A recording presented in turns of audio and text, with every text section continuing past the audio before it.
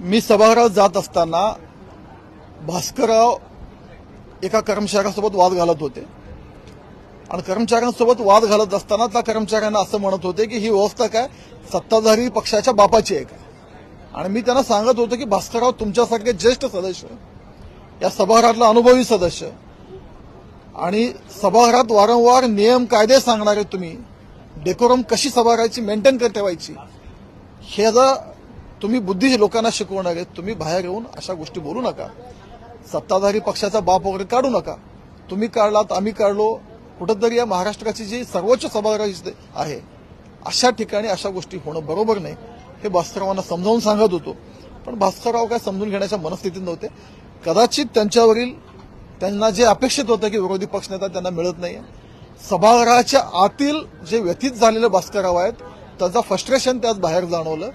महाराष्ट्राच्या राजकारणात वैचारिक मतभेद असतात, पक्षपरत्वे काही विचार वेगळे असतात, पण हे करत असताना कुणाच्या पक्षाचा बाप काढायची संस्कृती या महाराष्ट्रात नाहीये. आणि त्याचीच मी समज आणि विनंती करत होतो की असं तुम्ही बोलू नका. पण भास्करराव ते ऐकून घेण्याच्या मनस्थितीत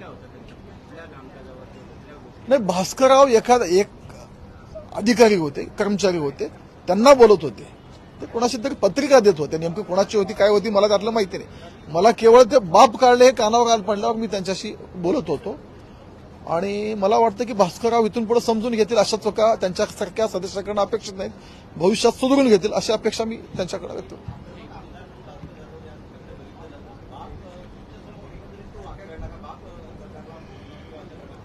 सत्ताधारी पक्षाचा बाप असा त्याने उल्लेख केला. त्यांच्यामुळे मला त्यांना बोलावं लागलं आणि मी ऐकून जर तसं जात गेलो असतो तर ही बोलायची त्यांचं टोन अजून वाढलं असतं. आणि आज त्यांच्या पक्षातला एक सदस्य बोलला आणि उद्या दुसरा सदस्य बोलेल. शेवटी सगळे व्यथित आहेत. महाराष्ट्रातील जनतेने ह्यांना जे वाटत होतं आम्ही परत सत्तेत येऊ, लोकसभेच्या निवडणुकीनंतर एक मोठ्या अपेक्षा बाळगून होते, तो जनतेने जो त्यांच्या अपेक्षा भंग केले आणि इथं विरोधी पक्षनेता त्यांना जे मिळालं नाही ह्याचा कुठेतरी ह्या सगळ्याचा फ्रस्ट्रेशनचा उद्रेक तिथं मला जाणवला. मी अध्यक्ष साहेबांच्या कानावर ही गोष्ट घातलेली आहे. अध्यक्ष साहेब त्याच्यावर योग्य ती कारवाई करतील. थँक्यू.